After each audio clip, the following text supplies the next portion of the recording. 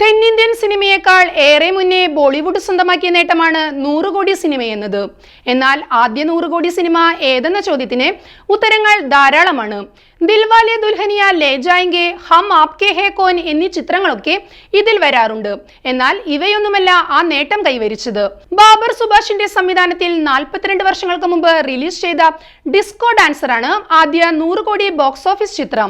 നൃത്തത്തിന് പ്രാധാന്യമുള്ള ചിത്രത്തിൽ മിഥുൻ ചക്രവർത്തിയായിരുന്നു നായകൻ. 1982 ഡിസംബർ 17-നാണ് ചിത്രം ഇന്ത്യയിൽ റിലീസ് ചെയ്യപ്പെട്ടത്. 6.40 കോടിയാണ് ഇന്ത്യൻ മാർക്കറ്റിൽ നിന്ന് സിനിമ നേടിയത്. എന്നാൽ 2 വർഷത്തിന് ശേഷം 1984-ൽ സോവിയറ്റ് റഷ്യയിൽ ചിത്രം റിലീസ് ചെയ്തത് വഴിത്തിരിവായി. 12 കോടി ടിക്കറ്റുകളാണ് അന്ന് വിറ്റത്. 60 മില്യൺ റൂബിളായിരുന്നു കളക്ഷൻ, അതായത് 94.28 കോടി രൂപ. ഇന്ത്യൻ കളക്ഷനുമായി നോക്കുമ്പോൾ ചിത്രത്തിന്റെ ആഗോള കളക്ഷൻ 100.68 കോടിയാണ്.